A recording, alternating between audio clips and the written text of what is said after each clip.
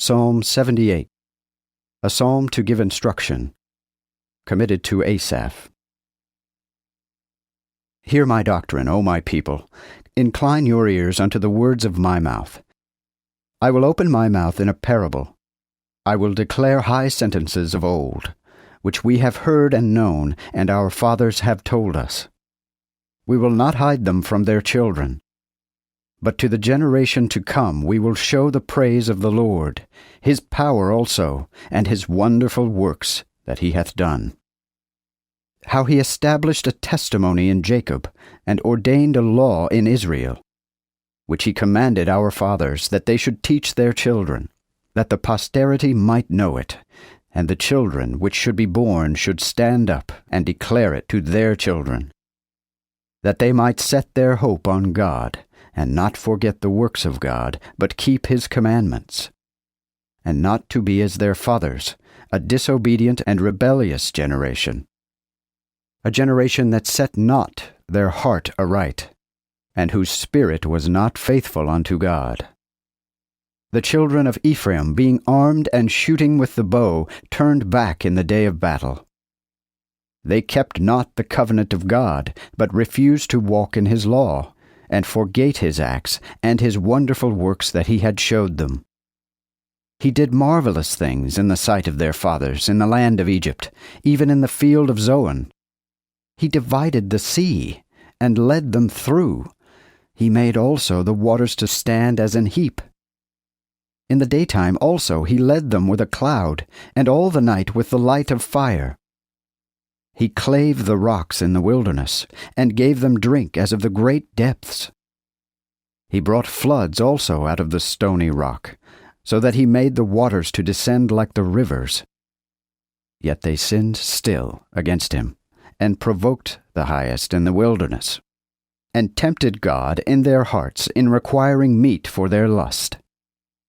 They spake against God also, saying, Can God prepare a table in the wilderness? Behold, he smote the rock, that the water gushed out, and the streams overflowed. Can he give bread also, or prepare flesh for his people? Therefore the Lord heard, and was angry, and the fire was kindled in Jacob, and also wrath came upon Israel. Because they believed not in God, and trusted not in his help. Yet he had commanded the clouds above, and had opened the doors of heaven, and had rained down manna upon them for to eat, and had given them of the wheat of heaven. Man did eat the bread of angels. He sent them meat enough. He caused the east wind to pass in the heaven, and through his power he brought in the south wind. He rained flesh also upon them as dust, and feathered fowl as the sand of the sea. And he made it fall in the midst of their camp, even round about their habitations. So they did eat, and were well filled, for he gave them their desire. They were not turned from their lusts, but the meat was yet in their mouths, when the wrath of God came even upon them, and slew the strongest of them, and smote down the chosen men of Israel. For all this they sinned still, and believed not his wondrous works. Therefore their days did he consume in vanity, and their years hastily. And when he slew them, they sought him, and they returned, and sought God early. And they remembered that God was their strength, and the Most High God their Redeemer. But they flattered him with their mouth, and dissembled him with their tongue. For their heart was not upright with him, neither were they faithful in his covenant. Yet he, being merciful, forgave their iniquity, and destroyed them not, but ofttimes called back his anger, and did not stir up all his wrath. For he remembered that they were flesh, yea, a wind that passeth and cometh not again. How oft did they provoke him in the wilderness, and grieve him in the desert? Yea, they returned and tempted God, and limited the Holy One of Israel. They remembered not his hand, nor the day when he delivered them from the enemy, nor him that set his signs in Egypt, and his wonders in the field of Zoan, and turned their rivers into blood, and their floods that they could not drink. He sent a swarm of flies among them, which devoured them, and frogs, which destroyed them.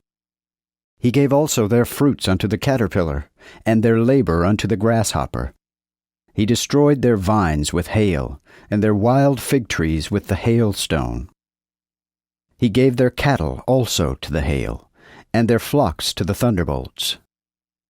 He cast upon them the fierceness of his anger, indignation, and wrath, and vexation by the sending out of evil angels. He made a way to his anger. He spared not their soul from death, but gave their life to the pestilence, and smote all the firstborn in Egypt, even the beginning of their strength, in the tabernacles of Ham. But he made his people to go out like sheep, and led them in the wilderness like a flock. Yea, he carried them out safely, and they feared not, and the sea covered their enemies. And he brought them unto the borders of his sanctuary, even to this mountain which his right hand purchased.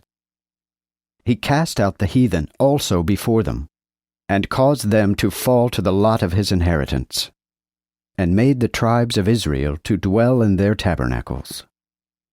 Yet they tempted and provoked the Most High God, and kept not his testimonies, but turned back, and dealt falsely like their fathers. They turned like a deceitful bow, and they provoked him to anger with their high places, and moved him to wrath with their graven images.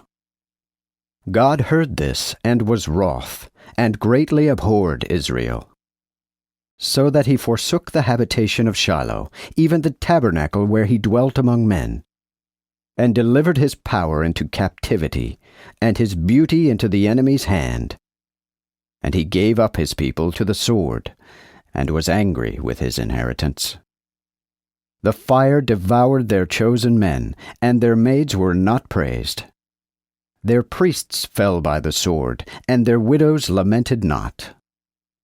But the Lord awaked as one out of sleep, and as a strong man that after his wine crieth out, and smote his enemies in the hinder parts, and put them to a perpetual shame. Yet he refused the tabernacle of Joseph, and chose not the tribe of Ephraim, but chose the tribe of Judah, and Mount Zion, which he loved. And he built his sanctuary as an high palace, like the earth, which he established forever. He chose David, also his servant, and took him from the sheepfolds. Even from behind the ewes with young brought he him to feed his people in Jacob, and his inheritance in Israel. So he fed them according to the simplicity of his heart, and guided them by the discretion of his hands.